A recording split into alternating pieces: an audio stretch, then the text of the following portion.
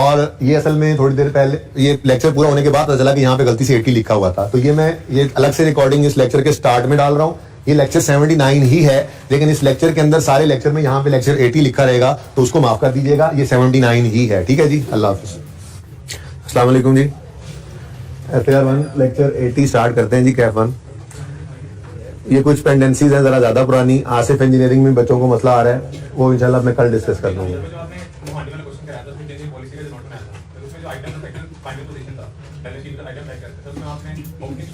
नहीं, मैंने सही करवा दिया था, कल मैंने नोट बनवाया, कल मतलब हफ्ते वाली क्लास आपने ली थी। क्या समझ नहीं आई? क्या समझ नहीं आई? हमारा नोट था आइटम्स अफेक्टिंग, बेटा प्लीज चुप कर जाएं।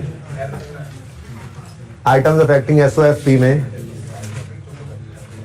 देखें, जो हमारी बैलेंस शीट है, बैलेंस शीट कौन कौन से साल थे इस सवाल में? 13, 14, 15। वो स्टॉक बताएं जो सवाल में गिवन था, मुझे वो सवाल ओपन करना पड़ना। मैंने बड़ी तफसील से बात कर दी थी। चले बहरहाल अच्छा है, कोई सवाल आ रहा है सामने तो।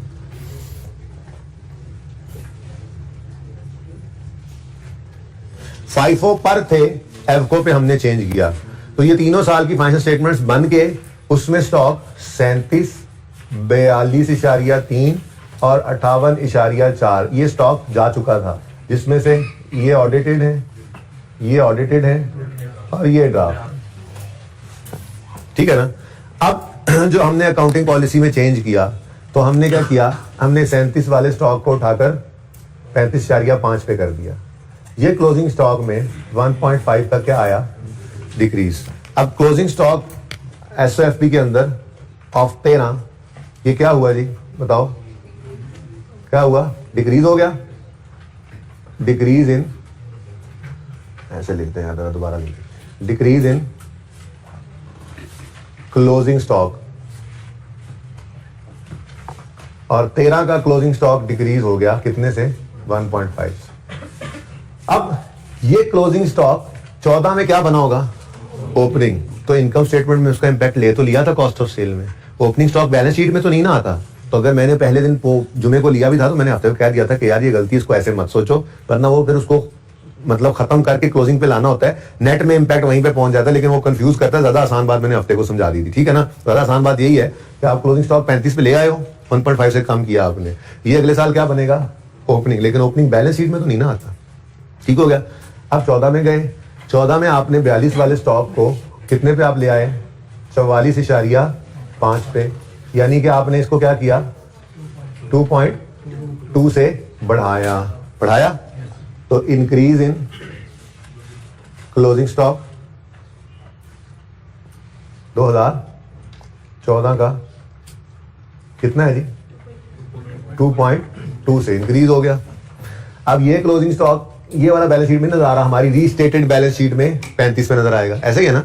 और ऐसे ही हमारी रीस्टेटेड बैलेंस शीट में 14 का स्टॉक 44.5 पे नजर आएगा। पर इस सवाल में बैलेंस शीट बनानी नहीं थी ना, बनाते तो बैलेंस शीट के अंदर कितना स्टॉक नजर आता? 35 और 44, यही है क्लोजिंग, और ये बढ़ के या कम होकर इतने पे पहुंचे। ठीक हो गया? अब ये क्लोजिंग स्टॉक भी 15 का ओपनिंग बना होगा, और कॉस्ट ऑफ सेल में उसका इंपैक्ट हमने लिया भी था। मैंने कॉस्ट ऑफ सेल का जो नोट बनवाया था आपको ऊपर, आइटम्स अफेक्टिंग SOCI में कॉस्ट ऑफ सेल का इंपैक्ट दोनों से नेट होकर ही आ रहा था ना, तो ठीक है। अब ये ओपनिंग 15 की बैलेंस शीट में तो नहीं ना आता, इसलिए इसको छोड़ दो। अब आए 15 के अंदर 58 कितने पर? हाँ, 58 से हम किस पर ले आए जी? 54.4 पर। तो हमने 4 से क्लोजिंग स्टॉक को क्या किया? कम। अब डिक्रीज इन क्लोजिंग स्टॉक का लाइन आइटम पड़ा तो है, वो यहीं पे लिख देते हैं। कितने से जी? 4 से 15 का स्टॉक कम हो गया। अब हमारी बैलेंस शीट अगर बनती तो उसमें कितने पे स्टॉक नजर आता? क्लोजिंग 54। और ये अगले साल ओपनिंग बने भी तो इसमें बैलेंस शीट में नहीं आना। ठीक है? तो ये था।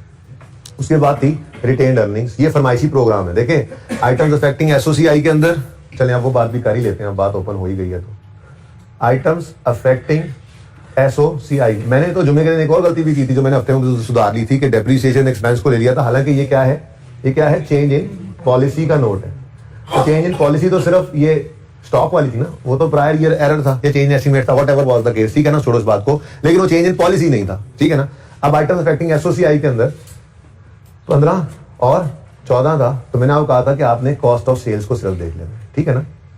देखो आप जितना मर्जी खुद को परेशान करते रहो फर्क कोई नहीं पड़ता उससे, आपने अल्टीमेटली पहुंचना तो कॉस्ट ऑफ सेल पे ही था। अगर आप सोल्यूशन में ओपन कर लूं तो ये हमारी जो वर्किंग है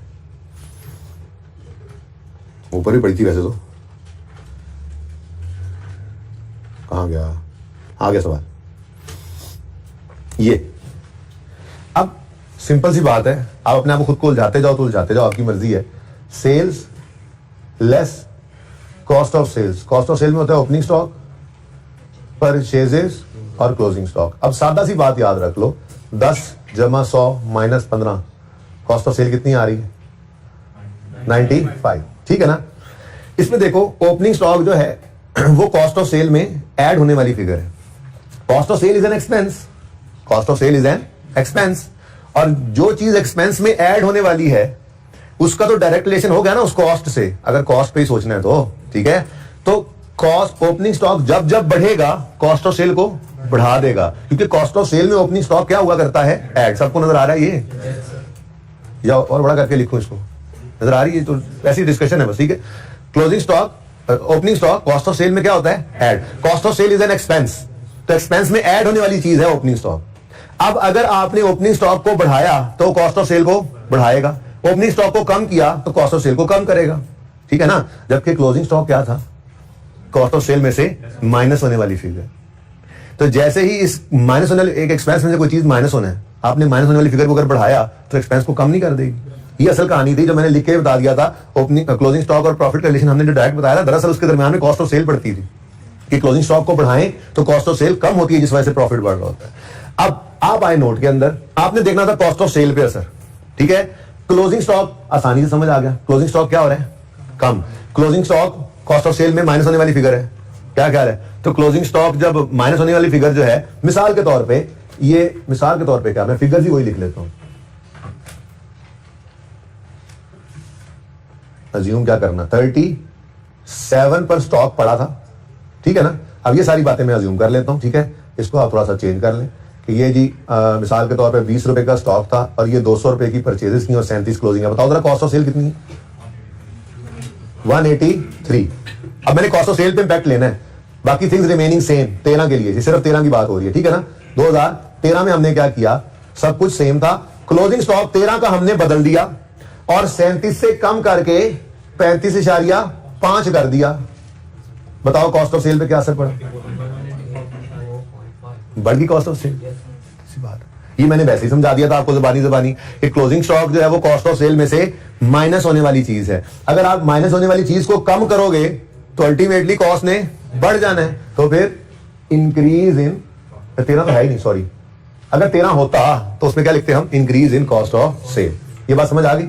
अब आए हम 14 में, 14 के अंदर भी हम यही काम दोबारा कर लेते हैं ऐसे, ठीक है, कि सेल्स होंगी उसमें से लेस होती है cost of sale, opening stock, पुराने वाला पहले मैं लिखूंगा 37, अब ये 14 शुरू हो गया, ठीक है ना, पुरानी बात कर रहा हूं, ठीक है ना। फिर परचेजेस 200, ठीक है, और क्लोजिंग स्टॉक पुराने वाला 42.3। हमें बताओ कॉस्ट ऑफ सेल कितनी आती है, 194.7।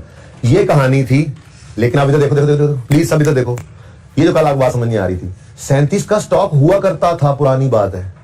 हमने पिछले साल क्लोजिंग स्टॉक को 37 से कम करके 35 कर लिया था ना, ठीक है। अब यहां पर भी उसने क्या होना है, 35, क्योंकि 14 की फाइनल स्टेटमेंट भी बन चुकी थी ना भाई, तो उन्होंने तो पुराने 37 को ही ओपनिंग रखा होगा। अब ये जो क्लोजिंग अगले साल का ओपनिंग कॉस्ट ऑफ सेल में बना होगा, तो इस 37 को जब हमने 35.5 किया, आंसर बताओ क्या हुआ, 190। क्या मतलब, ओपनिंग स्टॉक कम करें तो कॉस्ट ऑफ सेल कम हो जाती है, बढ़ जाती है। देखो ओपनिंग स्टॉक ऐड होने वाली फिगर है, अगर ऐड होने वाली फिगर को कम करेंगे तो कॉस्ट भी कम ही होगी ना, इसीलिए तो कॉस्ट ऑफ सेल आपकी कितनी हो गई, 193 पॉइंट समथिंग 2, ठीक है जी। उसके बाद ये तो असर पड़ गया, आपकी कॉस्ट ऑफ सेल कितने से कम हो गई है, 1.5 से 14 वाले साल में। क्यों, क्योंकि आपने इस तरह ही करते हैं, 37 से क्या कर लिया, 35.5, ऐसे ज्यादा बेहतर है। पहले कितना आ रहा था बताना दोबारा, 197 आ रहा था ना, ठीक है। तो आपने क्या किया 37 से जब 35 किया तो ये कितना हो गया, मतलब आपने वो असर इधर भी तो लाना होता है ना। ये सब सोचे हैं, सोच लो, घंटा सोचते रहोगे, पर्चे में घंटा सोच सकते हो, पर्चे के लिए अभी जुगाड़ बताऊंगा 1 मिनट का बस, ठीक है ना। लेकिन सोचो बेशक सारा कॉन्सेप्ट क्लियर करो, कोई मसला नहीं, ठीक है। क्लोजिंग स्टॉक का इंपैक्ट बता दिया था। अब ये जो क्लोजिंग आपने सही किया था, अगले साल ये ओपनिंग भी चेंज हो जाना है ना, अब होगा नहीं होगा। तो जब आपने चेंज किया तो कॉस्ट ऑफ सेल 1.5 से कम हो गई, एक ये असर था, ये हो गया असर। 1.5 का असर किसका हो गया, ओपनिंग स्टॉक की चेंज का। अब क्लोजिंग स्टॉक भी हमने 42 से बढ़ा के कितना कर दिया, 44.5। अब बताओ इसका क्या असर पड़ा, क्लोजिंग स्टॉक क्या हो रहा है, क्लोजिंग स्टॉक क्या हो रहा है, कम हो रहा है, बढ़ रहा है, बढ़ रहा है। क्लोजिंग स्टॉक बढ़ गया तो प्रॉफिट भी बढ़ना है, क्योंकि कॉस्ट ऑफ सेल ने फिर कम होना है। आप चेक करो क्लोजिंग स्टॉक पे क्या असर पड़ा, हो गया। यानी कि आपकी कॉस्ट ऑफ सेल पे 2 इंपैक्ट पड़े कम होने वाले, एक ₹1.5 का ओपनिंग जो कम किया है, और दूसरा 2.2 का जो क्लोजिंग हमने बढ़ाया है। दोनों के असर ने क्या किया, कॉस्ट ऑफ सेल को अल्टीमेटली 3.7 से बढ़ा दिया। ये असल में कॉस्ट ऑफ सेल के ऊपर इंपैक्ट पड़ा हुआ था, ठीक है ना। ओपनिंग स्टॉक, ये जो क्लोजिंग स्टॉक हमने कम किया था, ये अगले साल भी कम ही होगा ना। अब इसका कम होना प्रॉफिट को बढ़ा गया, ठीक है। और फिर क्लोजिंग स्टॉक इस साल का कम होना प्रॉफिट को बढ़ा गया, बढ़ाना, क्लोजिंग स्टॉक का बढ़ाना प्रॉफिट को बढ़ा गया। अब ये तो इंपैक्ट लिया था हमने प्रॉफिट पे, लेकिन अगर डीप डाउन जाकर सोचें तो जो स्टॉक्स हैं, आप जुगाड़ की बारी आती है। ये सब समझाया आपको, ठीक है ना। 3.7 इन टोटल बढ़ा कैसे, एक है क्लोजिंग के बढ़ने का इंपैक्ट कॉस्ट ऑफ सेल पे पड़ा है, डायरेक्ट प्रॉफिट पे सोच लो। एक तो क्लोजिंग स्टॉक के बढ़ने के इंपैक्ट की वजह से प्रॉफिट बढ़ा है 2.2 से, और ओपनिंग के कम होने की वजह से प्रॉफिट बढ़ा है 1.5 से। तो प्रॉफिट अल्टीमेटली 3.7 से बढ़ गया। लेकिन दरअसल डीप डाउन जाकर सोचो तो क्या हुआ है, ये क्लोजिंग के बढ़ने से और ओपनिंग के कम होने से दरअसल क्या हुआ है, कॉस्ट ऑफ सेल ही तो कम हुई थी, ठीक है। अब ये इतनी लंबी चौड़ी सोचे, पर्चे में सोचने बैठ गए ना तो कुछ पल्ले नहीं रहना, सही वाला भी गलत कराओगे, ठीक है। अब बता रहा हूं जुगाड़, ठीक है। वो क्या है, मुझे ये बताओ, चाहे स्टॉक ओपनिंग हो चाहे क्लोजिंग हो, पूरी इनकम स्टेटमेंट में कहां पे नजर आता है वो, कॉस्ट ऑफ सेल से बाहर की बात तो नहीं है ना, ठीक है। कॉस्ट ऑफ सेल से बाहर की बात।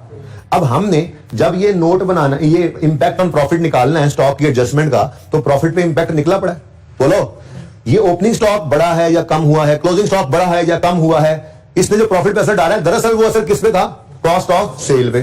तो आपने सिर्फ पर्चे के अंदर ये सब करने के बाद इंपैक्ट ऑन प्रॉफिट निकाला ना, वो तो बिल्कुल आसान तरीके से निकाला हुआ है, क्या क्लोजिंग स्टॉक और प्रॉफिट का रिलेशन डायरेक्ट है, ठीक है। लेकिन डीप डाउन जाकर देखें तो ये प्रॉफिट्स, ये जो कॉस्ट ऑफ, ये जो ओपनिंग और क्लोजिंग स्टॉक की एडजस्टमेंट है, इसने कॉस्ट ऑफ सेल को हिट किया था, जिस वजह से प्रॉफिट हिट हुआ है, ठीक है ना। अब ये इंपैक्ट निकालने में कोई मसला नहीं ना हुआ। अब ये जहन के अंदर है, ओपनिंग स्टॉक है चाहे बढ़ा कम हुआ, क्लोजिंग स्टॉक है चाहे बढ़ा कम हुआ, अल्टीमेटली पड़ा कहां पे है, कॉस्ट ऑफ सेल में। अब आपने देखा 2014 का प्रॉफिट से 3.7 से बढ़ा है, इसकी वजह क्या रही होगी, कॉस्ट ऑफ सेल का कम होना, एक्सपेंस का कम होना ही प्रॉफिट को बढ़ाएगा। बार बार बोल रहा हूं, ओपनिंग स्टॉक हो चाहे क्लोजिंग स्टॉक हो, उसका इंपैक्ट कॉस्ट ऑफ सेल में ही होता है ना। अब उनके चेंज की वजह से प्रॉफिट 3.7 से बढ़ा है, तो पक्की बात है कोई और एक्सपेंस नहीं, कॉस्ट ऑफ सेल 3.7 से कम हुआ होगा। तो 14 के अंदर हम क्या कहेंगे, decrease in cost of sale कितने से, 3.7 से। अब ऐसे ही आगे सोचा आपने 15 में प्रॉफिट 6.2 से कम हो रहा है। यार जो मर्जी मसाइल थे, ओपनिंग स्टॉक बढ़ा है कम हुआ है, क्लोजिंग स्टॉक बढ़ा है कम हुआ है, अल्टीमेटली असर किससे बढ़ा है, कॉस्ट ऑफ सेल पे। अब देखो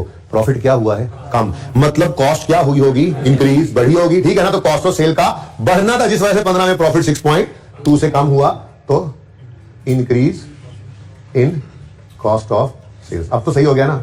अभी दोबारा करना पड़ेगा, मैंने इतना टाइम लगाया, तो वैसे करके 6.2 सही है। इसके बाद है जी फरमाइशी प्रोग्राम।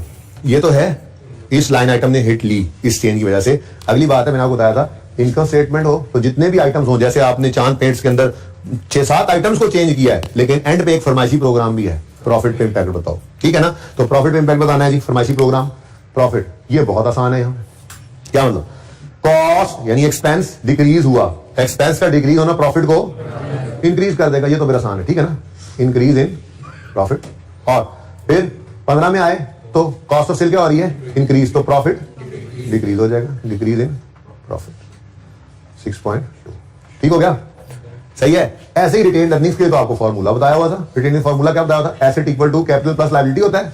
बोलो क्लोजिंग स्टॉक में क्या आया, डिक्रीज, तो क्लोजिंग स्टॉक एसेट में पड़ा होता है -1.5, लायबिलिटी तो कोई है नहीं, तो फिर इसको बैलेंस करने के लिए यहां भी 1.5 कैपिटल का मतलब हम कहते हैं जी रिटेन्ड अर्निंग्स ही है, तो इसका मतलब हम क्या कहेंगे, डिक्रीज इन रिटेन्ड अर्निंग्स 1.5 से। ठीक है, आगे बढ़ो। अब डायरेक्ट कर थोड़ा सा ऐसे, यहां पर ये एक ही इक्वेशन के अंदर लिखता जाता हूं। ठीक है, क्लोजिंग स्टॉक इंक्रीज हुआ, एसेट बढ़ा है 2.2 से, इधर तो कुछ है नहीं, तो यहां पर 2.2 मतलब रिटेन्ड अर्निंग्स इंक्रीज हो गई, इंक्रीज इन रिटेन्ड अर्निंग्स 2.2 से। ठीक है, आगे बढ़ो।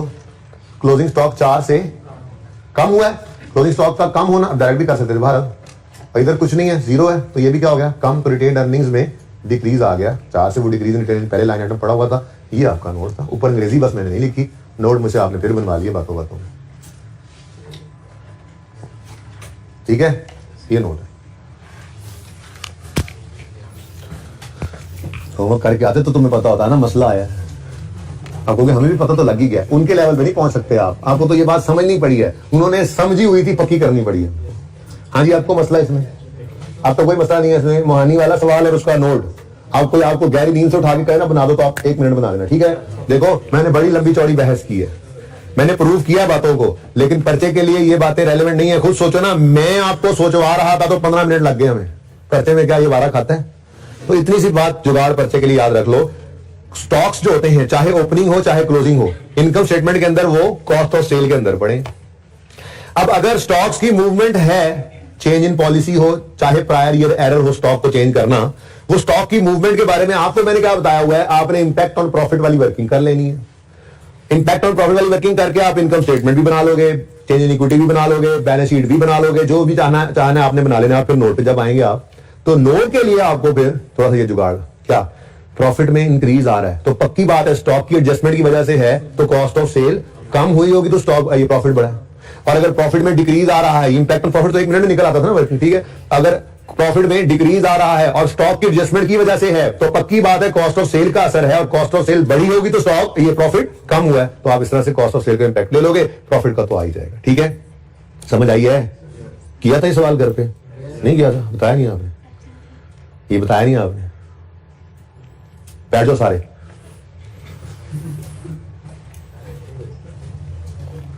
अच्छा जी, कहां था मैं? अच्छा जी, ऐसे अब ये उधार बहुत पुराना हो रहा है, मेरे ख्याल में इसको भी साथ साथ करते जाएं। ठीक है, अब आसिफ इंजीनियरिंग वाला सवाल ये कल पे रखते हैं, ठीक है ना, और मैं ये क्ले वाला सवाल डिस्कस करता हूँ, और मेरा दिल है जालिब वाला सवाल ये सॉल्व भी कर लेते हैं हम, थोड़ा कैश फ्लो भी रिवाइज हो जाए, या देख लूंगा एक बार आज डिस्कस कर लेता हूँ। अगर आपने जालिब वाला सवाल किया, आपने टेस्ट में किया था ना, एक बार मैं आज सारा डिस्कस कर लेता हूँ, एक बार आप कर लें, उसका सोल्यूशन शेयर कर दूंगा मैं टीए को। ठीक है, सोल्यूशन जो है वो अपलोड भी कर दूंगा ऑनलाइन वालों के लिए, लेकिन आप ईमानदारी से एक बार करके फिर उसको देख लेंगे। अगर आप में से कोई एक बच्चा भी कहेगा जिसने सवाल किया हुआ, ईमानदारी वाला बच्चा जिसने सवाल किया हो ईमानदारी से, वो एक बच्चा भी कहेगा सवाल करना है, तो मैं कल उसको सॉल्व भी कर दूंगा, कोई मसला नहीं। जब तक हमारे IAS 8 और 7 पूरे नहीं होंगे मैं अगला टॉपिक शुरू नहीं करूंगा, लेकिन प्लान यही कर रहा हूँ कि मैं भी इनकम एक्सपेंडिचर शुरू कर दूं, ताकि इसको खत्म करके फिर आगे ईपीएस और रेशियोज, ईपीएस भी तो एक रेशियो ही है, उनको इकट्ठा ही रख लेंगे फिर। ठीक है ना, तो पहले ईपीएस करवा दूंगा, फिर रेशियोज, या पहले रेशियोज करवा दूंगा फिर ईपीएस, वो फिर अलग रख लेंगे। ठीक है, मेरे ख्याल में हिसाब बराबर ही चल रहा है आजकल, आ जाएगा। अच्छा जी, अभी नहीं आया होगा, आ जाएगा, या शायद हफ्ते वाला हफ्ते को ही अपलोड कर दिया है। हाँ, वो आप लोगों की क्लास में साथ ही हो गई है, एक दिन पीछे कोई नहीं रहा, पता नहीं क्या हुआ। ठीक है, आप किसी दिन डबल लेक्चर रिकॉर्ड करके एक दिन आगे कर लेंगे, क्योंकि बहरहाल रखना तो पड़ता ही है एक आधा, बहरहाल वो कोई एक्सीडेंटली हो गया, साथ अच्छी बात है, साथ साथ चल रहे हैं वो भी। अच्छा जी, क्ले पाकिस्तान है, ये कितने बच्चों को याद है? ये टेस्ट भी हुआ था हमारा, कितने बच्चों ने ये टेस्ट दिया था? अच्छा, इसमें statement of change in equity बनानी थी, और IAS 8 की आमेजिश भी थी इसमें, क्योंकि देखें यार, ये बोल क्यों रहे होते हैं आप लोग साथ साथ, पता नहीं है मुझे, समझ नहीं आती। और ये कहा AC भी चलाते हैं यार, वो एंड वाला। अच्छा जी, Clay Pakistan is a public listed company in the process of finalising its accounts for the year ended 30 June 11 का साल इस वक्त है। ठीक है जी, और आप अगर देखें तो इसमें 2009 भी गिवन है हमें, 2010 भी गिवन है, और 2011 भी। 2009 और 10 ऑडिटेड है। क्यों? क्योंकि हम 11 की फाइनेंशियल स्टेटमेंट्स बना रहे हैं इस वक्त, ठीक है ना, 11 की फाइनेंशियल स्टेटमेंट बना रहे हैं तो इसका मतलब 10 और 9 की तो कब की बन के यूजर को जा चुकी होंगी, ठीक है ना। अच्छा खैर जी, चलो उन्हें प्रॉफिट आफ्टर टैक्स दे दिया, अदर कॉम्प्रिहेंसिव इनकम दे दी, रीवैल्यूएशन सरप्लस भी दे दिया, और टोटल ये बेसिकली एक्सट्रैक्ट्स हैं, टोटल ये स्टेटमेंट ऑफ कॉम्प्रिहेंसिव इनकम के एक्सट्रैक्ट्स बनाए हुए हैं उसने एक तरह के, ठीक है। बस ठीक है, कहीं ना कहीं से हवा आने लग गई है, जो सा भी चला है उसको रहने दो, कहीं से शायद वो चल गया, चिलर चल गया, बस आ रही है हवा। अच्छा जी, भाई ये गिवन क्या है, ये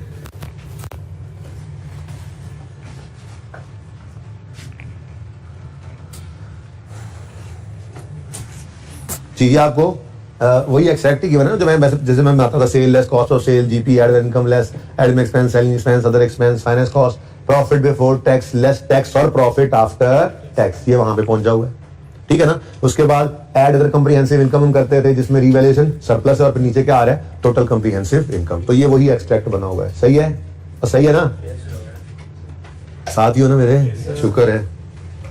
पढ़ना छोड़ा हुआ आप लोगों ने, अभी टाइम है, पढ़ना शुरू कर दें। अब अगर आज से ही ना पढ़ना शुरू किया तो फिर 1% घटाते जाना अपने पास होने की परसेंटेज चांस जो है ना, 1% 2% रोजाना के हिसाब से घटा लेना, ठीक है ना। आज से, आज नहीं पढ़ा जाके घर 2, फिर नहीं पढ़ा 2% कम, तो क्लासेस के एंड तक नहीं पढ़ोगे तो कुछ 40 45 50% पे तो वैसे ही आ जाओगे, ठीक है। हफ्ते में इकट्ठा नहीं, साथ साथ पढ़ा करो। अच्छा जी, बार हफ्ते में फिर रिट्रोस्पेक्टिव रीस्टेटमेंट कर लेना फिर। अच्छा जी, okay, CPL changed the method of valuation of inventories from weighted average to FIFO. This is change in accounting policy. ठीक है जी। अच्छा, सवाल के अंदर उसने चेंज इन पॉलिसी का नोट नहीं मांगा था, लेकिन चेंज इन पॉलिसी तो ये है, ठीक है, वही है जी। अब इंक्रीज डिक्रीज ही बता दिया था उसने, ठीक है। Impact of this change in is as follows, 2009 increased by, 2010 decreased by, 2011 increased by. The above change has not been incorporated in the financial statements. भाई जाहिर सी बात है, पिछले 2 साल तो हुए नहीं थे, चेंजेस ना कर रहे हैं, लेकिन वो आपको ये बताना चाहता कि इस साल में भी चेंज नहीं हुआ। और मैंने आपको वैसे ही बताया हुआ है कि जब कभी इस टॉपिक में फाइनेंशियल स्टेटमेंट्स बनी हुई नजर आ रही हैं आपको, तो पक्की बात है सारा कुछ हो चुका हुआ है, तो इस साल को भी सही करते हैं। सिर्फ एक सवाल के अंदर हमने ऐसा नहीं किया था, क्वेश्चन बैंक 7 के अंदर, जिसमें रिवैल्यूएशन थी, क्योंकि उसके अंदर कहीं पे उसने इंडिकेशन दी नहीं थी कि हमने इनकम स्टेटमेंट बैलेंस शीट बना ली है इस साल की, बल्कि वो कुछ ऐसी बात ही कर रहा था कि हमने जो है वो इस साल के स्टार्ट में पता लग गया कि जी ये गड़बड़ है। वरना तो जितने भी सवाल आपने किए हैं या करेंगे उसमें हम हमेशा करंट ईयर को भी सही करते हैं। और नॉर्मली वो पता कैसे लग रहा होता है, सवाल के अंदर या तो इस तरह से इनकम स्टेटमेंट बैलेंस शीट दे रहा है, आपको इनकम स्टेटमेंट दी हुई है ना, प्रॉफिट कैसे कैलकुलेट हुआ अगर फाइनेंशियल स्टेटमेंट नहीं बनी हुई तो सारा कुछ होने के बाद ही प्रॉफिट एंड लॉस अकाउंट बनाकर ही प्रॉफिट निकला होगा ना, ठीक है। ऐसे ही बैलेंस शीट दे देता है सवाल में, या सवाल में स्टेटमेंट फॉर्म में लिख के बता देता है कि net profit for the year is इतना as per draft financial statements. क्या मतलब है भाई, प्रॉफिट निकाला है सब कुछ करने के बाद, जैसे मोहानी वाले सवाल में भी था, ठीक है। तो हम इस साल को भी सही किया करते हैं, यही हमारा उसूल है, ठीक है ना। लेकिन उसने यहाँ पर खुद भी आपको बता दिया कि इस साल में भी ये चेंज नहीं हुई, तो हमने तीनों सालों को सही करना होगा, ठीक है। उसके बाद पॉइंट 3 में डिविडेंड्स थे, ठीक है। ये तो अब आपके लेफ्ट हैंड की गेम रह गई है, ठीक है। नंबरिंग करते हैं आप लोग, और फिर नंबरिंग लगाते हैं, और ऐसे 2 मिनट के अंदर आप डिविडेंड को लिख लेते हैं, फायदा हो जाता है अब। लेकिन ये सारा सवाल डिस्कस करता हूं ना मैं, सोल्यूशन दिखाता जाऊंगा, सॉल्व नहीं करूंगा, कहोगे तो सॉल्व भी कर लेंगे। CPL follows a policy of transferring 30% of its profit after tax to general reserve। मुफ्त के नंबरों वाली एडजस्टमेंट होती है ये। फिर share capital and reserves at 30 June 2009 and 10 were as follows. Duster कहां है? हाँ, अच्छा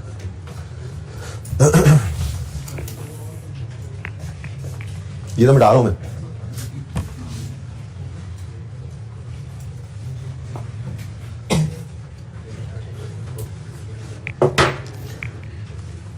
हम किस साल में खड़े हैं इस वक्त, हम किस साल में, रिक्वायरमेंट चेक करो, 2011 की चेंजेस इन इक्विटी बनानी है, ठीक है। तो हम इस वक्त मौजूद हैं 30 जून 2011 में।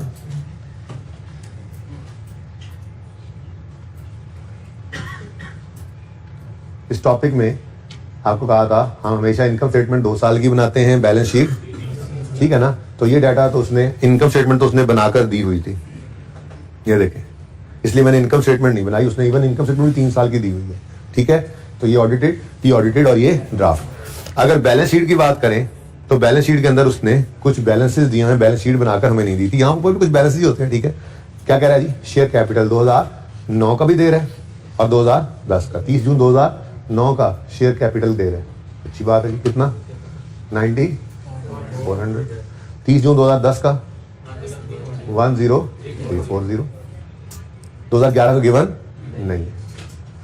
नेक्स्ट रिवैल्यूएशन सरप्लस दे रहा है जी। 2009 का 8210, 2010 का 6441, 2011 का गिवन नहीं। वैसे भी हम ये खुद निकालते हैं। एनीवेज ये दोनों चूंकि ऑडिटेड है ना, ये तो बन चुकी हुई थी फाइनेंशियल स्टेटमेंट्स। अभी ड्राफ्ट है तो ड्राफ्ट के अंदर उसने इनकम स्टेटमेंट बना ली है, बैलेंस शीट शायद ना बनाई हो, जो भी है बहरहाल हमें 10-11 का डाटा गिवन नहीं है। एनीवेज नेक्स्ट क्या है जी? जनरल रिजर्व्स है 8905, 10156 नहीं पता। रिटेन्ड अर्निंग्स क्या जी? 8905 अच्छा अगली बात बता रहे हो। Retained earnings 890। अच्छा ओके। उसके बाद जी अनअप्रोप्रिएट प्रॉफिट्स का मतलब क्या होता है? रिटेन्ड अर्निंग्स जी 541068। ये सारी कहानी लिखने का मतलब सिर्फ ये था कि आपको मैं वो डाटा पे ले आया जो प्रैक्टिस क्वेश्चन 1 का था, ठीक है ना। उसके अंदर हम सिर्फ इस फिगर को उठाया करते थे, याद है? तो हमारे पास मैं यहाँ पर ही ऐड कर देता वैसे तो, लेकिन क्योंकि मैंने इसको मूव कर देना था सवाल दिखाने के लिए, इसलिए मैं दोबारा लिख लिया, ठीक है ना। तो ये तो हमें वैसे भी नहीं चाहिए होता, इवन हमें ये भी नहीं चाहिए होता, ठीक है। शायद हमें ये भी ना चाहिए हो, शायद हमें ये भी ना चाहिए हो। यहाँ से शुरू कर दें बात और चला लें, शायद यूज भी कर लें, कोई मसला नहीं है, ठीक है ना। यूज करने में हर्ज नहीं है, लेकिन हमारा काम तो चल रहा होगा ना। शायद हम इसको यूज करके बैलेंस फिगर को निकाल रहे हो, वो देख लेंगे। लेकिन ये फिगर्स भी हम डिविडेंड को इशू करने के वक्त यूज कर सकते हैं। मतलब इन सब को यूज कर भी लें, रिटेन्ड अर्निंग्स को हमने यूज नहीं करना, क्योंकि चेंज इन पॉलिसी आ गया है, जिस वजह से शायद प्रॉफिट्स हिट हुए हों। प्रॉफिट्स हिट होंगे तो रिटेन्ड अर्निंग में भी हिट होना था। तो ये वाली फिगर को भी हम 2 बार लिख के रीस्टेटेड करके अगली फिगर्स हमेशा बैलेंसिंग निकालते हैं, ठीक है ना। तो चलो ठीक है, मैं कहता हूं अभी मैं क्रॉस कोई नहीं लगाता, लिख लेते हैं जल्दी ताकि सवाल आगे मूव करें भी। तो क्या था जी यहाँ? 644156, ठीक है। हाँ, लेकिन जिसके बारे में कंफर्म हो गए वो तो कर लेंगे ना। क्यों? देखो प्रॉफिट में चेंज आने, ये स्टॉक में चेंज आने से प्रॉफिट ने चेंज होना ही होना है। क्लोजिंग स्टॉक ले तो प्रॉफिट ने तो हिलना ही हिलना है। तो प्रॉफिट ने हिलना है तो फिर ये कैसे हो सकता है कि ये वाली रिटेन नहीं रह जाएंगी? ये तो चेंज होंगी होंगी, बाकियों को देख लेते हैं, ठीक है, सही है। अच्छा तो हमारे पास ये बैलेंसेज आ गए। उसके बाद transfer from revalue surplus to retained earnings, दोनों साल का उसने हमें बता दिया है, 11 का भी और 10 का भी, सब कुछ तो अवेलेबल, ठीक है। दिल कर रहा सवाल कर लूं, लेकिन चलो। राइट इश्यू भी हुआ है और वो हुआ है 15 जुलाई 2010 को। अब हमारे पास 30 जून 11 की चेंज इन इक्विटी हमें बनाने का उसने कहा है, ऐसे ही है। और बोलो, मैंने आपको ये कहा था कि इस टॉपिक के अंदर चाहे आपसे कहे चाहे ना कहे, आपने कंपैरेटिव ईयर बनाना ही बनाना होता है, ठीक है ना। तो 1 जुलाई 9 से हम शुरू होंगे, 30 जून 2010 पे आएंगे, 30 जून 2011 पे आएंगे। ये दोनों साल की चेंज इन इक्विटी हमने बनानी थी, ठीक है। ये राइट इशू आ गया ना, मैंने इसलिए टाइमलाइन बनाई है, एहतियात के लिए इसको लिख लूंगा मैं, ठीक है। किस दिन राइट इशू हो रहा है जी? 15 जुलाई 2010। ये देखो, यही होता है ना मंथ्स। ये पड़ा 15 जुलाई 2010, बिल्कुल ही साल के शुरू में करके उसने राइट इशू करवाया, ठीक है। लेकिन साल हमारा दूसरा शुरू हो चुका हुआ है, ओके, और सही है। अच्छा अब अगर मिसाल के तौर पे ये 2010 का साल है, ये 2011 का साल है, 2010 के साल का अगर फाइनल डिविडेंड आता है तो क्या वो 15 तक आ सकता है? नॉर्मल जम्पशन आपको क्या कहा था कि वो कहीं जुलाई, ये जुलाई है ना, अगस्त सितंबर, ये कहीं अगस्त सितंबर, प्रोबेबली सितंबर के अंदर जाके फाइनल, अगर सवाल खामोश हो तो, अनलेस के सवाल खुद डेट बता दे, ठीक है। अगर सवाल ने डेट नहीं बताई हुई तो फिर अलग बात है। अगर सवाल डेट बता दे तो फिर हम उसकी डेट को मानेंगे, सवाल ने डेट नहीं बताई तो नॉर्मल जम्पशन क्या है? अगस्त सितंबर, सितंबर ही रखें जी ज़हन में, ठीक है, सितंबर ही रखें। लेकिन इस सवाल के अंदर बाकायदा बताया गया था final dividend are declared at the end of August, तो फिर तो पक्की बात हो गई ना, ठीक है। यहां पर आकर फाइनल डिविडेंड के पहले राइट इश्यू होना है, और जब डिविडेंड होना है तो ये एक ही डेट नहीं है, हमने डिविडेंड इनको भी देना होगा, ठीक है। अच्छा ये देख लो, अब आप कुछ बच्चों के ध्यान में सवाल आता है ना, सर बहुत करीब आ जाए, सेम हो जाए, इस महीने में आ जाए। जब भी वो इस किस्म की कोई हरकत करे ना कि इतने करीब ले आए राइट इशू को, तो फिर मजबूरन उसको डेट बतानी पड़ती है, और बता दिया उसने, आपको क्लियर कर दिया, ऐसे नहीं छोड़ देगा आपको। अगर छोड़ भी देता तो हमने उसके लिए तैयारी की हुई है क्या, अगर फाइनल डिविडेंड है तो फिर अगस्त सितंबर में ही जाकर होगा, तो उसने बिल्कुल क्लोज कर दिया स्टार्ट में, 15 जुलाई को तो नहीं होगा सर्टेनली, ठीक है ना। सवाल खामोश भी होता तो भी हम इसको पहले ही रखते, लेकिन सवाल ने जब करीब किया इनको तो फौरन ही उसने डेट बता दी, ये 15 जुलाई को है, और एंड ऑफ अगस्त अज्यूम करो 31 अगस्त को है, ठीक है, तो ये फिर अलग अलग ही हो गए, ठीक है जी। तो ये मोटी मोटी डिस्कशन थी। अब सवाल को दिल करा कर ही लेते हैं, जरा रिवीजन भी हो रही है, ठीक है। उसके बाद कैश फ्लो का सवाल कर लेंगे, कोई मसला नहीं। बनाना क्या है जी, statement of changes in equity बनानी है, ठीक है, और 11 और 10 की बनानी है। स्टॉक 9 से बदलना शुरू किया है, तो वो वर्किंग कर लेते हैं, इंपैक्ट ऑन प्रॉफिट वाली, वर्किंग 1, इंपैक्ट ऑन प्रॉफिट, यूं कर लो बल्कि, impact of change in policy on profit. अब तो ठीक हो गया ना, बेहतरीन हो गया, ठीक है। Effect of change in policy on profits, क्योंकि मैंने आपको ये बताया हुआ है कि आपने अगर प्रॉफिट के अंदर कोई, इसके स्टॉक के अंदर कोई भी चेंज आया है तो आपने उसको जर्नल एंट्रीज की, याद है करेक्शन फेयर में कहा था, पहली बात तो ये कि जर्नल एंट्रीज की तरफ जाना ही नहीं, इंपैक्ट ऑन प्रॉफिट निकाल लेना। अगर सवाल सिर्फ इंपैक्ट ऑन प्रॉफिट मांगा हुआ है, और अगर खुदा ना खासा जर्नल एंट्रीज मांग ले रेक्टिफिकेशन के टॉपिक में, तो फिर भी आपको ये कहा था सिर्फ क्लोजिंग स्टॉक को पकड़ लेना, और वो आसान है ना, एसेट है, बढ़े तो डेबिट, कम हो तो क्रेडिट, और दूसरा इंपैक्ट कॉस्ट ऑफ सेल को दे देना, ठीक है ना। तो ये वही वाली बात ही थी, हमें क्लोजिंग स्टॉक के इंपैक्ट को लेना है प्रॉफिट पे, तो इंपैक्ट वाली वर्किंग कर लेंगे, ठीक है जी। कौन कौन से सवाल है, 11, 10, 9 की जरूरत है, 9 के प्रॉफिट्स पे तो इंपैक्ट हम लेते ही नहीं है, ठीक है। अच्छा थोड़ा सा 11 और 10, ये 11 का मतलब 30 जून 11 है, 10 का मतलब 30 जून 10, ठीक है जी। अब उसने सब कुछ करके दिया हुआ है, लेकिन अच्छा देखो, लेकिन इस वर्किंग को बनाते हुए हमें 9 को भी ले लेना चाहिए, क्योंकि अगर 9 की गलती को सही करना हो तो एक हमारे पास, हम सिर्फ इनकम स्टेटमेंट तो नहीं बना रहे, बल्कि हम इनकम स्टेटमेंट तो बना ही रहे सवाल के अंदर, हम तो statement of change in equity बना रहे हैं, और statement of change in equity के अंदर हमारे पास चांस होता है कि हम ओपनिंग को एडजस्ट कर लें अपने 2 साल से पिछली गलतियों के लिए, ठीक है। अब क्लोजिंग स्टॉक 9 का देखो, क्लोजिंग स्टॉक है या स्टॉक है, ओपनिंग स्टॉक है, कहीं लिखा हुआ है। सीपीएल ने चेंज किया method of valuation for the year ended 30 June 11, impact of this change, year ended 30 June 9, impact on inventory valuation, year and में इन्वेंट्री क्लोजिंग ही होती है ना, बोलो।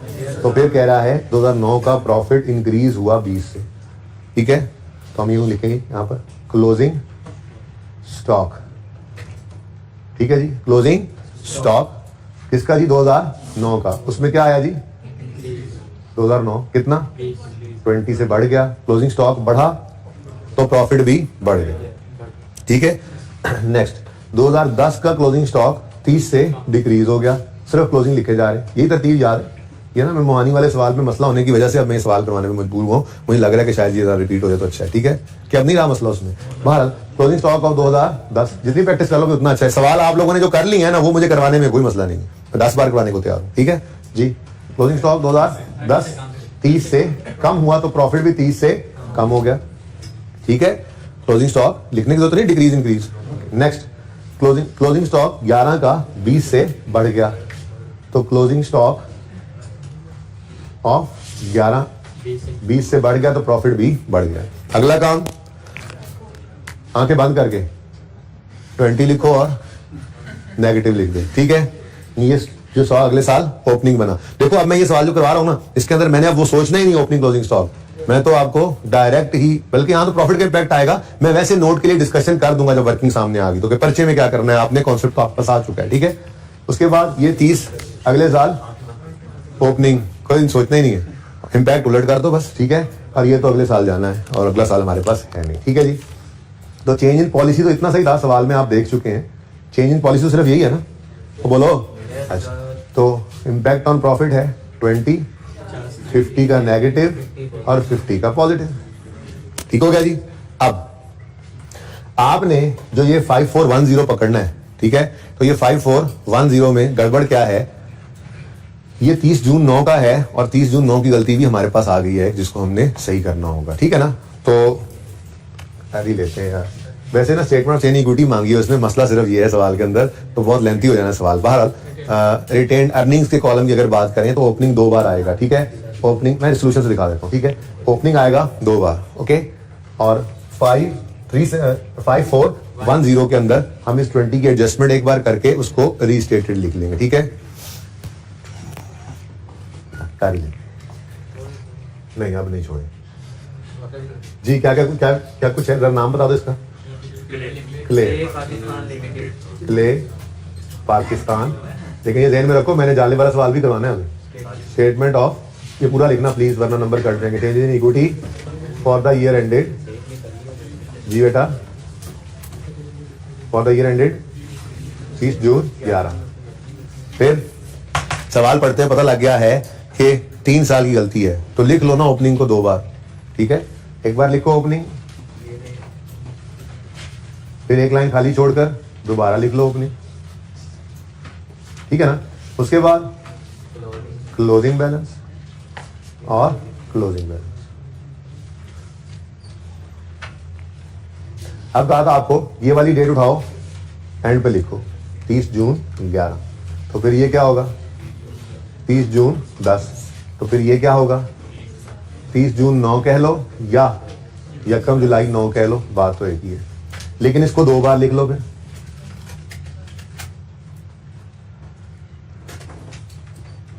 कहानी खत्म, ठीक है। अब है क्या कुछ, share capital, share premium, retained earnings, revaluation surplus, general reserve, सब कुछ ही था, ठीक है जी। तो शेयर इतनी वर्किंग हो जाएगी यहाँ तक, ठीक है, गुजारा हो जाएगा जी। शेयर कैपिटल, फिगर्स की जरा शक्ल मुझे दिखा दो, हो जाएगा मैनेज। शेयर प्रीमियम भी है, आ जाएगा, ओके। अच्छा, अगर नहीं पता लगा मुझे तो मैंने एंड पे एक लाइन छोड़नी होती है टोटल के अलावा भी, यानी कि आप टोटल के लिए ना 1.5 को लाइन छोड़ा करें। टोटल के साथ कोई नया कॉलम आ, जैसे शेयर प्रीमियम नहीं पता लगा, सवाल पढ़ते हुए मैंने नहीं देखा इशू होते हुए कितने मेरा डेट मिस होगी मेरी नजर से, ठीक है। तो शेयर प्रीमियम अकाउंट इशू के वक्त आ जाना है जब, तो फिर बनाया ना हो, जगह ना हो, तो फिर वहां पे एंड पे बनाया जा सकता है, ठीक है। बहरहाल भाई ने बता दिया तो मैं लिख लेता हूँ। शेयर प्रीमियम, फिर जी रिटेन्ड अर्निंग्स, रिवैल्यूएशन सरप्लस, ये ज्यादा तंग तो नहीं हो रहा है, फिगर कुछ तो है ही सही यार। रिटेन्ड अर्निंग्स, रिवैल्यूएशन सरप्लस और जनरल रिजर्व, ठीक है जी। अब ये मुफ्त वाले नंबर ले लो, देखो ये इसलिए बनाया था आपके सामने, ठीक है, क्योंकि अब वो देखो पॉइंट नीचे था, तो जरा सवाल भी सामने रहे। अगर आप यूं कहें ना कि मैं नीचे वाला सवाल सिर्फ राइट इशू के अलावा, ट्रांसफर और राइट इशू के अलावा मैं ये डाटा यहाँ पे लिख चुका हूँ, ठीक है ना, तो इसलिए जरा फिलहाल सवाल चला सकते हैं हम यहाँ से डाटा लेकर। ये वही डाटा है, मैंने जरा इसको उस फॉर्म में लिख लिया जैसे प्रैक्टिस क्वेश्चन 1 के अंदर गिवन था, ठीक है। तो ये 30 जून 9 या यकम जुलाई 9, यही डाटा हमें चाहिए ना। सबसे पहले तो ये लिख लें, ये मुफ्त के नंबर क्यों मिस करें, तो 94, 100, 82, 10 ये वाली फिगर्स यहाँ पे ले आओ। 90, 400, 82, 82, ये रिटर्न अर्निंग है, बोलो 82, बता दो जो भी कहोगे लिख लेंगे। 8210, उसके बाद क्या है जनरल कितने 89, सही है। वैसे इस तरतीब से लिखना चाहिए था, बहरहाल कोई मसला नहीं, जिस तरतीब से लिखें ध्यान से लिख लीजिएगा। फिर क्या है कितना 5410, ठीक है जी। और हमने एक बार फिर इसको लिखना है और फिर उसको इंशाल्लाह हम रीस्टेटेड लिख लेंगे, ठीक है। और फिगर सिर्फ एक ही हरकत में आनी है और वो है रिटेन्ड अर्निंग्स, ठीक हो गया। बारह प्लानिंग जारी रखें। मैंने कहा था कि आसानी के लिए ना तरतीब पे ज्यादा ध्यान ना दिया करो, इधर आप पहले लिख लो टोटल कम्प्रीहेंसिव इनकम ऑफ 2010, 10 का साल है, 10 की इनकम आएगी। 11 का साल है, 11 की, ये पहले ही लिख लिया करो, जान छुड़ाया करो यार। हालांकि होना एंड में चाहिए इसको, लेकिन तरतीब से कोई फर्क नहीं पड़ता, ठीक है, ताकि हम फिगर्स को लिख सकें। अच्छा, मैं फिलहाल प्रॉफिट ही लिख देता हूं, बाद में काट दूंगा, या ठीक है टीसीआई लिख दूं, कोई मसला तो नहीं है, पता है आपको, ठीक है। लेकिन एडजस्टमेंट मैंने प्रॉफिट की करवानी है, ठीक है। अब आपको पता है 10 का प्रॉफिट इधर आना है, 11 का प्रॉफिट इधर आना है, और उससे पहले वाले प्रॉफिट्स इधर पड़े हुए हैं, इकट्ठे हुए, ठीक है। अब गलत प्रॉफिट्स उठाने, 2009 का गलत प्रॉफिट, इसको जरूरत नहीं है, ये तो हम इनकम स्टेटमेंट तो हमें ये वाली चाहिए ही नहीं होती, ठीक है ना। 4120 2010 का 4120, फिर 5240। अब इसके नंबर्स मिल रहे हैं आपको, ये गलत डाटा उठा के यहाँ पे लिखने के मार्क्स होते हैं, नंबर मिल रहे हैं साथ साथ आपको, ठीक है।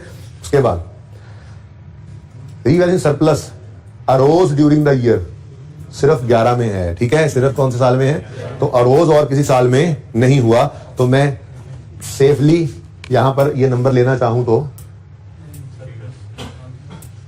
यहां पे करके बनेगा ऐसे, ये कितना 2000 यहां पे लिख सकता हूं, ठीक है ना। तो सही है, ये 52, ये देखो ये यूं निकले निकले निकले निकले निकले, और ये यहां पे ये क्यों नहीं आया, क्योंकि इसमें कुछ एडजस्टमेंट है, एडजस्ट करवा के यहां पे लिख देंगे। ठीक है, ये बात समझ आई? ऐसे ही करते आए ना, खूब प्रैक्टिस की हमने, तो कई बार इस बात को किया था हमने, कोई कंफ्यूजन तो नहीं है जरा सा भी? चल अच्छा जी, अब इस चेंज के असरार डालते हैं। 2011 की गलती को 2011 में सही करेंगे, 2010 की गलती को 2010 में सही करेंगे, 2010 से पहले चाहे 500 साल की गलती है उसको ओपनिंग में सही कर देंगे, प्रायर ईयर एडजस्टमेंट कहकर। ठीक है, चलो तो प्रायर ईयर एडजस्टमेंट्स, ठीक है, जितनी एडजस्टमेंट्स हो ना उनको नेट करके प्रॉफिट पे, रिटेन अर्निंग्स मींस प्रॉफिट, उसके ऊपर असर ले लेते होते हैं हम। ठीक है, चलो 9 में प्रॉफिट 20 से बढ़ा है, प्रॉफिट 20 से बढ़ा है तो मतलब अर्निंग्स भी 20 से बढ़ गई, और कहीं पे कोई एडजस्टमेंट नहीं है। ठीक है, तो फटाफट दोबारा इनको लिख लो, जल्दी से बोलो आंसर। वैसे तो आसान ही है, मैंने देखा नहीं अभी ऊपर। 5430। बेटा तू कैलकुलेटर कर ले, जल्दी कर, जल्दी कर ले मेरा बच्चा। ओके, अच्छा, लेकिन पहली बात आपको पता ही है, यहाँ पे रीस्टेटेड ना लिखा तो फिर सरताज होगा और उसकी तलवार होगी और आप लोगों की गर्दन होगी अकाउंटेंट्स। ठीक है, तो फिर ये असल में फिगर बदल गई ना, क्योंकि ना देखो उसके पास जो बैलेंस शीट पहुंची है ऑडिटेड आज से 3 साल पहले, उसकी क्लोजिंग रिटेन अर्निंग कितनी थी? 5410, और आप आज शो कर रहे हैं 5430, तो उसको रीस्टेटेड का बता दें। हाँ, सवाल ने नहीं मांगा, मगर आपको पता है आप इसके लिए चेंज इन पॉलिसी का नोट बनाएंगे, उसमें आप कहेंगे आइटम्स अफेक्टिंग एसओसीआई में जी कॉस्ट ऑफ सेल पे इंपैक्ट पड़ी, मैं वाइज कर रहा हूँ। ठीक है, तो ओपनिंग क्लोजिंग नहीं सोचना, आप सुकून मारो। ठीक है, इनकम स्टेटमेंट 10 को सोचना है ना सिर्फ। आपने देखा प्रॉफिट 50 से कम हुआ है, ओपनिंग का फर्क था चाहे क्लोजिंग का फर्क था, अल्टीमेटली कॉस्ट ऑफ सेल में पड़े हैं ना, तो प्रॉफिट जो 50 से कम हुआ है मतलब कॉस्ट ऑफ सेल 50 से बढ़ी होगी। आप नोट बना रहे हो तो आप कहेंगे increase in cost of sale कितने से? 50 से, और अगले साल decrease in cost of sale 50 से। फरमाइशी प्रोग्राम प्रॉफिट के ऊपर इंपैक्ट ले लेंगे।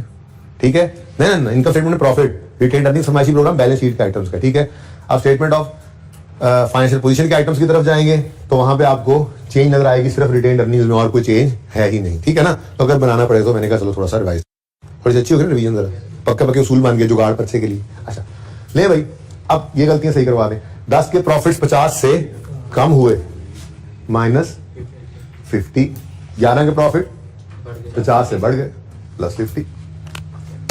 ठीक है, पर क्लोज ना करो अभी, हो सकता है कोई एडजस्टमेंट आ जाए। अब ये पॉइंट ओवर, ये पॉइंट भी ओवर हो गया। ठीक है ना, ये गलत प्रॉफिट उठाकर ले गए जहां ले जाने थे, ये 2000 भी ले गए जहां लेकर जाना था। और ठीक है, अब यहां से आगे हमने इस हिस्से को यूज नहीं करना है, तो अब मैं आगे इसको मूव कर रहा हूं। ठीक है, इतना को आगे ले जाता हूं कि हमारा सारा सवाल बस सामने ओपन हो जाए।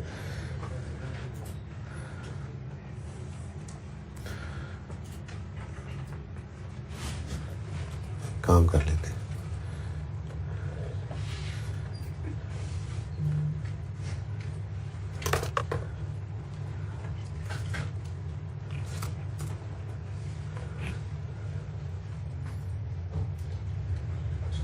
अब गुजारा हो गया, सारा सवाल आ गया सामने। ठीक है ना, बस यहाँ पे वो ऑडिटेड ड्राफ्ट नहीं लिखा हुआ, ये 2000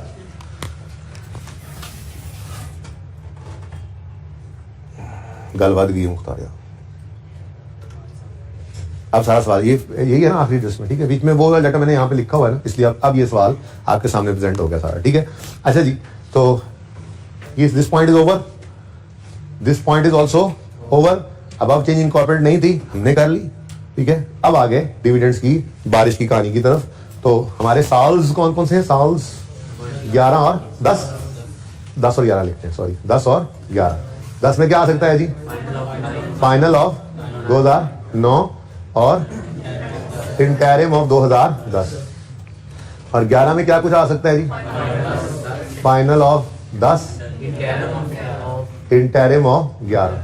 1 2 3 4 एरर फ्री और क्विक तरीका है ये, ऐसे ही करना है परिचय में। ठीक है, ओके। अब इस 4 के अलावा को 5वां डिविडेंड हमने नहीं लेना अपनी चेन इक्विटी के अंदर। हमारे सामने 2 साल की चेन इक्विटी है। ठीक है, ओके। कैश बोनस बाद में देखेंगे। इंटरिम 9 हमारी लिस्ट में है, कट दे। फाइनल 9 है हमारी लिस्ट में, नंबर 1। ठीक है, मेरे यहां से लगा हुआ है ना, यहां से जी। उसके बाद आगे बढ़े, इंटरिम तो है को नहीं। फाइनल ऑफ 10 हमारी लिस्ट में है, नंबर 3 है। फिर फाइनल ऑफ ये इंटरिम ऑफ 11 हमारी लिस्ट में है, यस बिल्कुल है, नंबर 4, ठीक है। फिर फाइनल ऑफ 11, फिर बोनस कैश तो एंट्री के वक्त देखते होते हैं, ठीक है ना। सबसे इंपॉर्टेंट तो ये है टाइम क्लासिफिकेशन, कौन से साल के अंदर इसको लें, ठीक है। फिर इंटरिम ऑफ 10, 2 तो पहले नहीं आया, कहीं नहीं आया, चलो कोई बात नहीं। अगर आ जाता तो पहले वाले एक को 2A का दूसरे को 2B, कैश और बोनस होता तो पहले कैश लिखते फिर बोनस, पता है ना सारी बातों का। अच्छा, उसके बाद फाइनल ऑफ 10, 3, तो ये आ गया ना, चलो अच्छा हो गया, A और B, ठीक है जी। बस ये ध्यान में रखो कि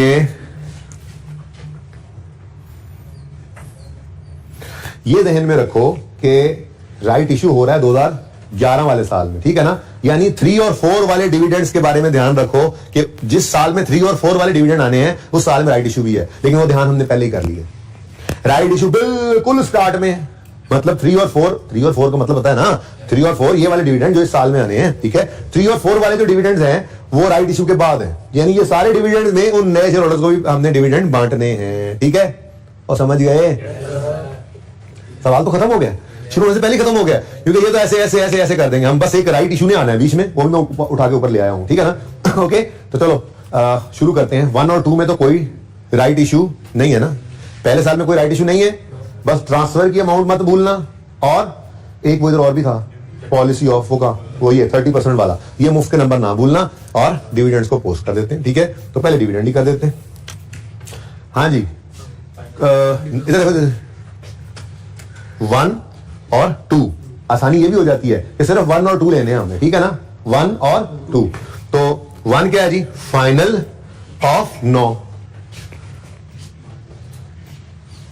फाइनल डिविडेंड ऑफ 2009 है कौन सा, कैश, ठीक है जी। अब कितने परसेंट है, 25%, और लेटेस्ट शेयर कैपिटल का बैलेंस हमारे सामने ही मौजूद है, इससे पहले तो कुछ हुआ नहीं है, ठीक है। 9400 इंटू 25% जी, 2350। डिविडेंड कौन सा है, कैश, तो dividend debit, dividend payable credit, और डिविडेंड को डेबिट कर देंगे हम रिटेन अर्निंग, कितना 2350, ठीक है। अभी यहां प्रॉफिट नहीं आना है, बाद में लिख लेते हैं हम। वैसे कोई एडजस्टमेंट नजर तो नहीं आई है, लिख ही देते हैं यार, पूरा ही कर लेते हैं सवाल। और कोई भाई को एरर शेयर को तो और तो नहीं थी ना, प्रॉफिट की कोई एडजस्टमेंट तो नहीं है।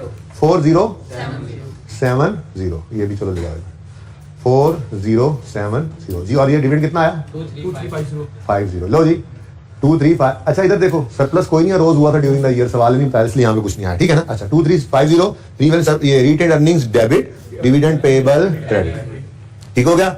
साथ ही दूसरे को भी फटका दो, नंबर 2 इंटरिम है, ये इसको टिक भी कर लें, ये हो गया जी, ठीक है। अब इसको भी कर लें, इंटरिम ऑफ 10 है,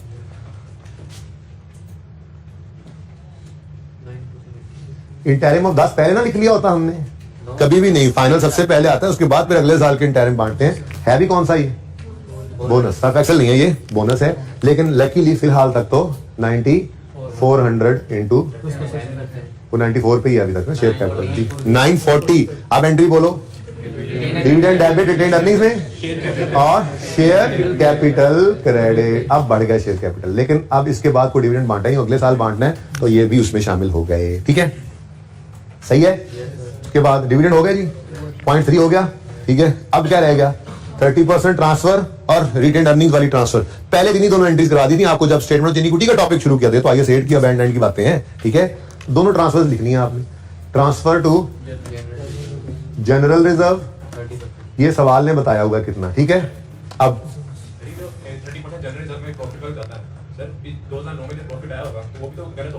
तो कोई बात नहीं यार, कोई बात नहीं है, जनरल रिजर्व को सही करने नहीं बैठ जाएंगे। देखो नहीं देखो देखो मेरी बात सुनो, ये 2 अकाउंट्स मिलकर एक है, ठीक है ना, तो फिर इन्हीं की गलती थी ना, इनमें से गलती को सही कर लिया ओपनिंग के अंदर। आप कह रहे हैं कि इसका कुछ हिस्सा जनरल रिजर्व में भी डाला जाए, हाँ फेंका होगा, जिसमें ये 20 की गलती गई होगी, इसको डिबेट किया जा सकता है, लेकिन फिलहाल सवाल चलने दो, ठीक है। आगे बढ़े, नेक्स्ट जनरल रिजर्व्स में ट्रांसफर करो सही वाले प्रॉफिट को 4070 जी, क्योंकि हम तो वैसे ही रीस्टेटेड लिख चुके हैं इस प्रॉफिट को। किधर गया, लिखा ही रीस्टेटेड, सॉरी, किसके नंबर होते हैं भाई रीस्टेटेड लिखने के, ठीक है। और यहाँ पर भी हमने क्या करना है, फिर मैं एडवांस ही लिख देता हूँ, बाद में बोलूँ ना, इसको भी रीस्टेटेड लिखेंगे, ठीक है। ओके अच्छा ले जी 4070 का कितने परसेंट? 30% जी। 1 निकाल दो रिटेन अर्निंग में से 122 1 को और फेंक दो इसे 1221। नेक्स्ट अच्छा उससे फर्क कोई नहीं पड़ेगा आप वाले सवाल से, बाहर देखते हैं बाद में, फिलहाल ओके जी। Next transfer to retain earnings, transferred to retain earning जी। अब ये सवाल के अंदर हमें गिवन थी, इसको निकालने की जरूरत नहीं थी। Transfer from surplus to retain earning amounted to 17 और 14 इन 10 एंड 11, 10 एंड 11।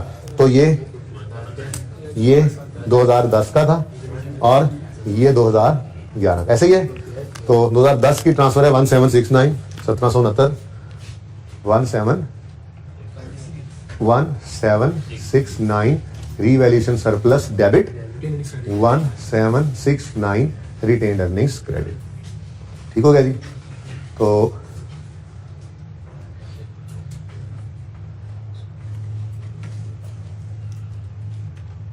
और लेंथी था सवाल जी, टोटल बता दो। 10 चलो मुश्किल वाला मैं टोटल कर देता हूँ जी। 6758 और 6441 1012 ठीक हो गया भाई। बच्चे परेशान हो, एक भाई ने बारीक सवाल पूछा, मैं उसको इग्नोर करके चल रहा हूं, पूरा सवाल करने के बाद देख लेंगे, ठीक है। नेक्स्ट अगला सवाल आया, अगले साल में प्रॉफिट की एडजस्टमेंट हम कर चुके हैं, यानी कि point number 2 is already over. ये तो वैसे ही हमने लिख लिया हुआ था सारा डाटा, ठीक है। अब डिविडेंड्स हैं, लेकिन सबसे पहले राइट इशू है, इस गरीब को ना भूल जाना, ठीक है। Right issue was made for 1 share for every 4 1 share for 1 share for every 4 ना 1/4 into 100 is equal to 25% right issue है। हमें तो परसेंटेजेस से प्यार है, हम तो नहीं जाएंगे इन पटों पे जी। अब राइट इशू हुआ, 3 स्टेप्स लेंगे ऐसे ही है। Shares immediately before right issue, फिर नंबर ऑफ राइट शेयर्स और फिर जर्नल एंट्री। तो वर्किंग नंबर 2 यहां पर स्टेप 1 कर लेते हैं, वर्किंग 2 यहां से वहां पे एंट्री कर लेंगे, ठीक है ना। वर्किंग 2 जी, स्टेप 1 क्या है जी? Number of shares immediately before right issue, बल्कि यहां पे हो जाएगा यार, कोई मसला नहीं। वर्किंग 2 है, राइट इशू की नजर ही नहीं आना एंड पे। Step 1 number of shares before right issue जी। अब आए इधर हम कैपिटल का अकाउंट 10,340 रुपयों का, मिलियन है, थाउजेंड है, छोड़ो इसको, हमने राउंड किया हुआ, ठीक है ना। तो 10,340 रुपए के शेयर कैपिटल को शो कर रहा है, ठीक है। तो हमने यहां पर लिखा 10,340 रुपए डिवाइडेड बाय। अब हम ढूंढने गए, दीज आर रुपीज, ठीक है ना। ये क्या है जी? रुपीज 10,340 है। नीचे जाके देखो क्या लिखा हुआ था, शेयर कैपिटल क्या लिखा हुआ था? Rupees 10 each. देखो जरा सवाल में, सवाल ही छेड़ रहा हूं, ये लिखा हुआ है, यानी फेस वैल्यू क्या है? 10 रुपए। तो 10,340 रुपयों को 10 से डिवाइड किया आपने, तो कितने आ गए शेयर? 1034 मिलियन शेयर्स हैं, ये नंबर ऑफ शेयर्स, ठीक है। स्टेप 2 में हमें क्या चाहिए जी? नंबर ऑफ राइट यानी न्यू शेयर्स, ठीक है जी। नंबर ऑफ राइट शेयर्स निकालने हैं, तो अब इसी 1034 पर कर दो 25% मल्टीप्लाई, 258.5 मिलियन शेयर्स। और स्टेप 3 में क्या था जी? Journal entry, cash debit, share capital credit, share premium credit. तो मैंने आपको कहा था पहले एक शेयर के लिए एंट्री कर लिया करो, ठीक है। तो 13 रुपए का एक शेयर इन्होंने राइट इशू में बेचा है, तो कैश आ गया 13, शेयर कैपिटल में तो जाएंगे सिर्फ 10, बाकी 3 रुपए शेयर प्रीमियम में जी। अब ये एक शेयर नहीं, हमने तो 258.5 मिलियन शेयर इश्यू किए हैं, तो 258.5 258.5 जी। 3360 अब 1 कर दो, कोई मसला नहीं, अब राउंड कर लो। अब फिगर आ गई जी, 2585 और 77, यही है जी।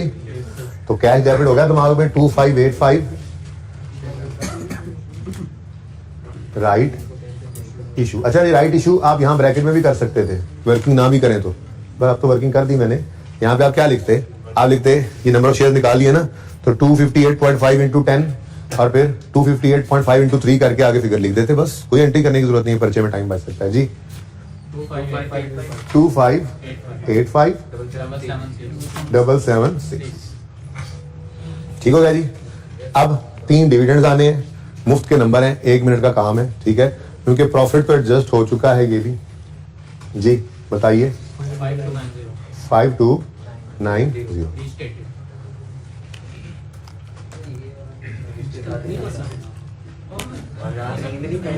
रीस्टेटेड कह रहा है, क्यों? ये भी ड्राफ्ट था, हमारे पास पड़ा था, हमने अभी ये भेजी नहीं है, ये तो सरताज के पास है ही नहीं फाइनेंशियल स्टेटमेंट्स। अच्छा जी, अब अच्छा बोलो भाई, डिविडेंड है, ये देखो डिविडेंड है 2, एक फाइनल है, दूसरा इंटरिम है। तो फाइनल ऑफ 10 में उन्होंने कुछ कैश भी बांटा हुआ है, कुछ बोनस भी, कोई मसला नहीं, दोनों ही लिख देंगे। तो फाइनल डिविडेंड ऑफ 10 कैश भी है और बोनस भी, ठीक है जी। एक ही दिन हो तो पहले आपको कहा था कि कैश लिख लिया करो फिर बोनस, ठीक है, ताकि गलती ना हो। अच्छा, अब डिविडेंड की कैलकुलेशन की बारी आई तो 10340 नहीं है अब, प्लस 2585 भी है, ठीक है जी। इन दोनों का जो टोटल बने, आप बड़े हो गए थोड़े, ठीक है ना, उसको मल्टीप्लाई कर दोगे 3a 20% से, ठीक है जी। 20 लिख दूं उसी तरह से, ये ठीक है। इन दोनों का टोटल अब इक्वल टू करके नहीं लिख रहा, ठीक है ना जी। कितना आ गया? 20%, 2585 एंट्री बनी, रिटेन्ड अर्निंग्स डेबिट 2585 से और डिविडेंड पेएबल क्रेडिट। आप हो गई एक जैसी फिगर आ गई, इत्तेफाक है, जस्ट एक इत्तेफाक है, महज एक हसीन इत्तेफाक है, ठीक है जी। बोनस के लिए भी वही शेयर है भाई, 10340 प्लस 2585। हमने कंफ्यूजन से बचने के लिए तो पहले कैश कर दिया कि कंफ्यूजन भी ना हो। कितना है जी? 10% जी। 1293 की एंट्री है, रिटेन्ड अर्निंग्स डेबिट 1293 से retained earnings debit share capital credit. अब यहां मसला पड़ गया अगले किसी भी डिविडेंड के लिए, और अगला डिविडेंड है भी सही 20% इंटरिम। तो बस लेंथी था सवाल, लेकिन चले। इंटरिम डिविडेंड ऑफ 11 कैश है, लेकिन अब आपको क्या करना पड़ेगा? इन तीनों को ऐड करना पड़ेगा। अच्छा वैसे यहाँ पे लिख ही लेते हैं, आसानी हो जाती। बहरहाल ये देखो, ये टोटल कर देता हूँ, कितना बनता है इन दोनों का टोटल? 12925 का लिया था यहाँ पे हमने 20%, ठीक है जी। और फिर यही आगे यूज करते जाते हैं। 12925 का 10% ले लिया था हमने, और यहाँ पे अब क्या होगा? 12925 भी होगा प्लस 1293 भी होगा, इज इक्वल टू 14218 इंटू 20% जी। कैश है 28, ठीक है जी। Retained earnings debit, dividend payable credit, दो चीजें बस रह गई हैं। ट्रांसफर टू जनरल रिजर्व और ट्रांसफर टू रिटेन्ड अर्निंग्स, एक गिवन है, एक निकाल लेते हैं। जनरल रिजर्व 5290 का 30% है, कितना बनता है जी? 1587। कहता यहाँ सवाल ना करना पर रोक नहीं पाया आपने। रिटेन्ड अर्निंग्स सारा टाइम निकल गया। रिटेन्ड अर्निंग्स डेबिट और जनरल रिजर्व्स क्रेडिट, ठीक है जी। उसके बाद ट्रांसफर टू रिटेन्ड अर्निंग्स, वो यहाँ लिखा था 11 1483 से रिवैल्यूएशन सरप्लस डेबिट और रिटेन्ड अर्निंग्स क्रेडिट।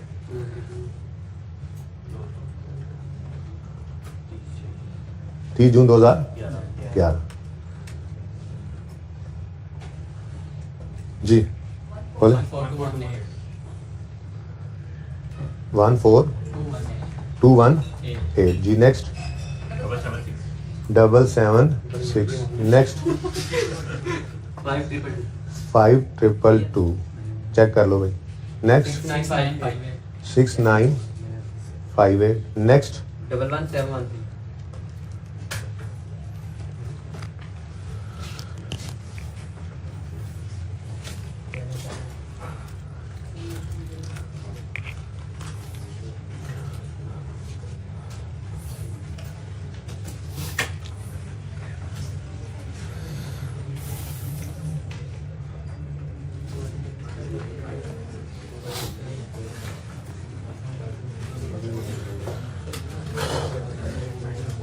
अच्छा जी, प्लीज एक छोटी सी बात।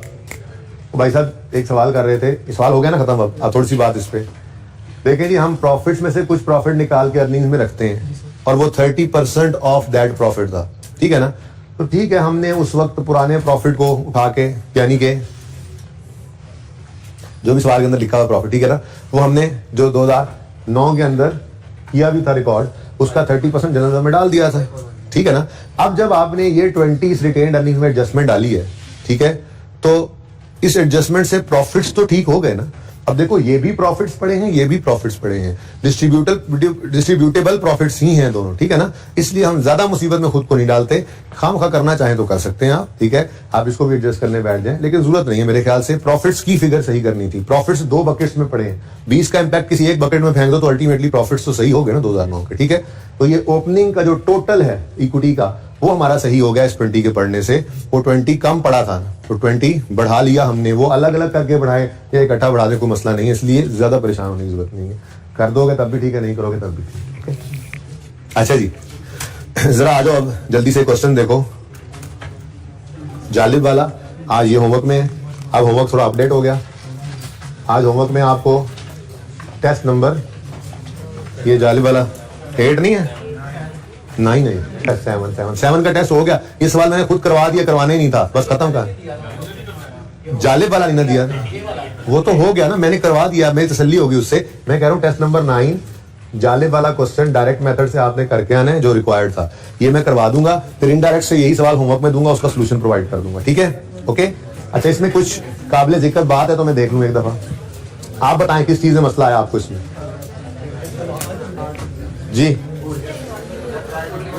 हाँ करके तो आएंगे आप, मुझे पता है, मैं खुद ही देख लूँ जरा, प्लीज प्लीज। पीपी है, कैपिटल वर्क इन प्रोग्रेस है, stock and trade, debtors, pre payments, cash and bank, equity में issued, subscribe, paid up capital, share premium, unappropriated profit, gratuity समझा दिया था, बस लेजर बनना था। ये ग्रेच्युटी पेबल ओपनिंग क्लोजिंग आ रहा था, नीचे एडजस्टमेंट में पेड की फिगर गिवन थी गालिबन और एक्सपेंस निकालना था, एक्सपेंस की फिगर गिवन थी, पेड निकालना था, वो जाके देख लेते हैं, ठीक है जी। एक्रूअल पेबल्स हैं, डिविडेंड पेबल भी था, sale cost of sale, GP, operating expense, financial charges, loss on sale of fixed asset, PBT, tax और PAT. The year 42 was transfer to series, अभी कोई मसला नहीं। कंपनी सोल्ड पीपी, डिस्पोजल का account बनना था। डेप्शन फॉर द ईयर इतने 60% is charge to cost of sale, तो टोटल डेप्शन का 60% कॉस्ट ऑफ सेल में जो लेके जाना था उसमें से माइनस करना था नॉन कैश, और बाकी का ऑपरेटिंग एक्सपेंसेस में एक्सपेंस के कंसोलिडेटेड लेजर के अंदर से माइनस करना था। प्री पेमेंट्स में पड़ा है एडवांस टैक्स, भाई कोई फर्क नहीं पड़ता ऐसी बात से, एडवांस टैक्स आ जाए तो टैक्स पेबल भी हो, एडवांस टैक्स भी हो, एट अ टाइम हो, कोई मसला नहीं है। आपने वही टैक्स एक्सपेंस का लेजर बनाना है, वही टैक्स एक्सपेंस का लेजर बनाना है, ठीक है। उसके अंदर आप लिखा करते थे ओपनिंग पेबल, ऐसे ही है ना, और क्लोजिंग पेबल, बल्कि इस सवाल में है ओपनिंग पेबल भी है, क्लोजिंग पेबल, बाल को बाल भी लिख देते हैं, ठीक है। और यहाँ पे क्या आ गया जी, ओपनिंग एडवांस टैक्स भी तो दिया जाता है 2.2 और क्लोजिंग एडवांस 1.4, इसी लेजर में लिख लो, टैक्स है ना। लेकिन ये किसमें पड़ा हुआ है, prepayments and other receivables में ना। अब इनको आपने कहना था sorry, as per question closing और ओपनिंग बैलेंस शीट से आपने उठाने थे, और फिर उनमें से आपने लेस करना था एडवांस टैक्स को 2.2 1.4, और ये फिगर्स लेकर जानी थी आपने वर्किंग कैपिटल चेंजेस में। वर्किंग कैपिटल चेंजेस नहीं बन रही, एक्सपेंस के लेजरे में, वहां तो जाना था ना, ओपनिंग प्री पेमेंट्स या एक्रूअल्स वगैरह, ठीक है। तो ये बात समझ आ गई, वो तो ठीक है, लेकिन टैक्स एक्सपेंस भी तो बनाना है। तो वो मैंने लेजर टैक्स एक्सपेंस का बनाया है, क्योंकि अभी देखो, वापस आओ बैलेंस शीट की तरफ आओ जरा, हमें टैक्स पेएबल भी गिवन था, नहीं गिवन था, चलो शुक्र है कोई नहीं गिवन था, कोई बात नहीं लो। लेकिन टैक्स एक्सपेंस सवाल में आ रहा है, एक्सपेंस के लेजर में कैश इस तरफ आता है, एक्सपेंस इस तरफ आता है, टैक्स एक्सपेंस ये वाला 106 यहां पे लिखना था, यहां से कैश आना था। अब कैश पेड तो चाहिए ना हमें, ऑपरेटिंग एक्टिविटीज में माइनस करना था, हम तो लेजर तो बनना ही बनना था, ठीक है ना। ये वर्किंग में मैंने कहा कि लेजर बन जाए तो इसको माइनस कर लेना, ओके। अच्छा भाई ये लेक्चर 79 है, सवेर का लग गया तो लिखा किने से बताना था ना यार, वो रिकॉर्डिंग वाला भाई, ये स्टार्ट के अंदर आप कुछ ना कुछ इसका करना पड़ेगा, ठीक है ना। आप स्टार्ट में, मैं एंड पे जो बताऊंगा ना ये पोर्शन आप स्टार्ट में ऐड करवा देना उनसे, क्या ठीक है ना। अच्छा जी, लेक्चर 79 ये कंफर्म है? तो फिर सारे चुप करके क्यों बैठे सी, पूरी क्लास गुजर गई। Anyways next, provision for gratuity, provision अंदाजा of gratuity made during the year, this is expense for the year, during the year, for the year, as on नहीं, एज ऑन ऊपर आ रहा था, ठीक है। और ये प्रोविजन अंदाजा लगा के एक्सपेंस रिकॉर्ड किया, ये एक्सपेंस की फिगर थी, कैश पेड हमने यहां से बैलेंसिंग निकालना था, ठीक है। फिर एक्रूअल ऑफ द पेबल्स में पढ़े फाइनेंशियल चार्जेस, यही वाला ट्रीटमेंट, इंटरेस्ट एक्सपेंस का लेजर बनाएंगे, एक्रूअल ऑफ द पेबल्स उसको माइनस करेंगे और एक्सपेंस के कंसोलिडेटेड लेजर में ये वाली नेट फिगर लेके जाएंगे। डिविडेंड्स के बारे में आपको पता है, हम हैं 15 के साल में मौजूद, वो कह रहा है कंपनी ने फाइनल डिविडेंड ऑफ 15 डिक्लेयर किया, इग्नोर, क्योंकि ये तो 16 में मिलेगा, हमारे लिए रेलेवेंट था 35%, ठीक है।